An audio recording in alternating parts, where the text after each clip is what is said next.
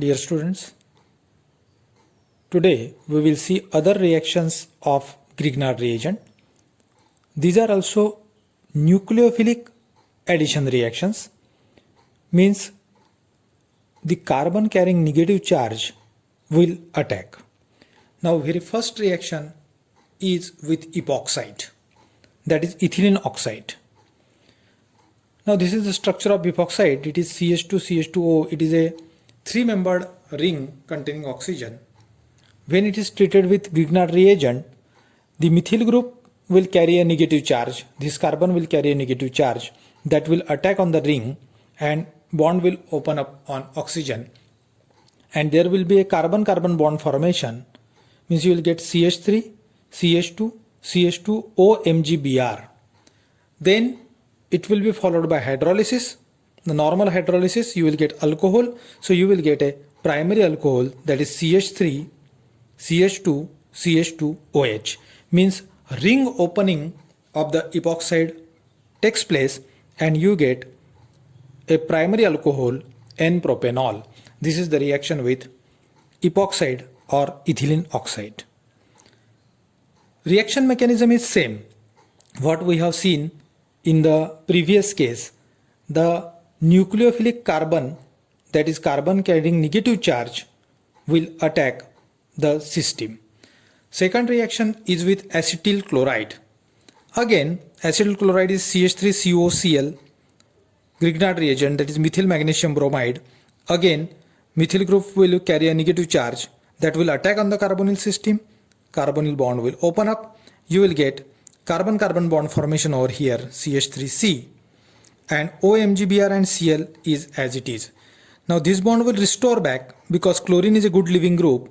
It will leave the substrate and restoration of the bond takes place and you will get formation of ketone plus MgBrCl. So ketone is the product of the reaction between Grignard reagent and acetyl chloride.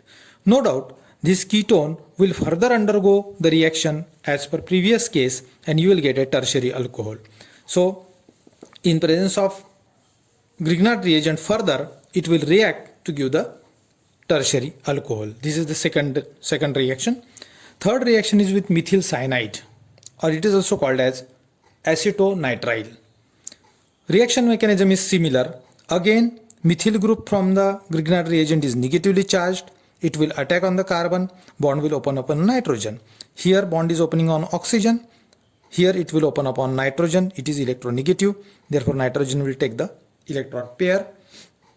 Methyl group will attack on the carbon. Carbon-carbon bond formation will occur. As bond is opening on nitrogen, it will carry a negative charge and positive part of this magnesium will attach to this nitrogen.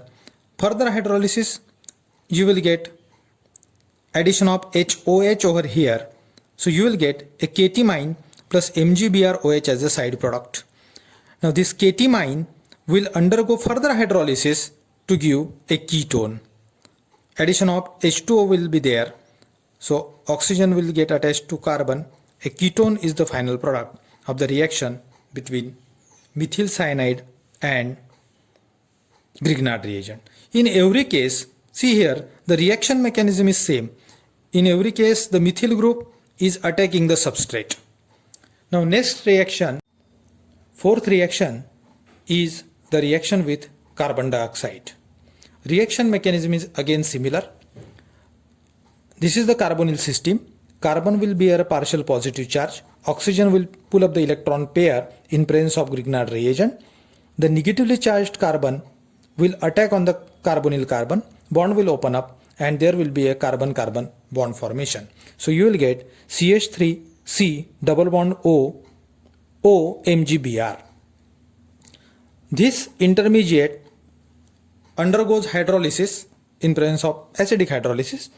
Addition of water takes place and bonds will break and you will get CH3C double bond OH plus MgBrOH as a side product.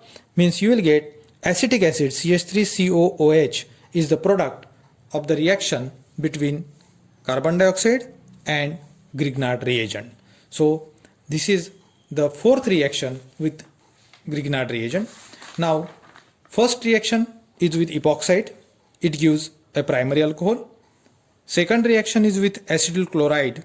It will give you a ketone. Third reaction is with methyl cyanide. It will again give you a ketone through an intermediate ketimine. And fourth reaction is with carbon dioxide. You will get acetic acid is the product.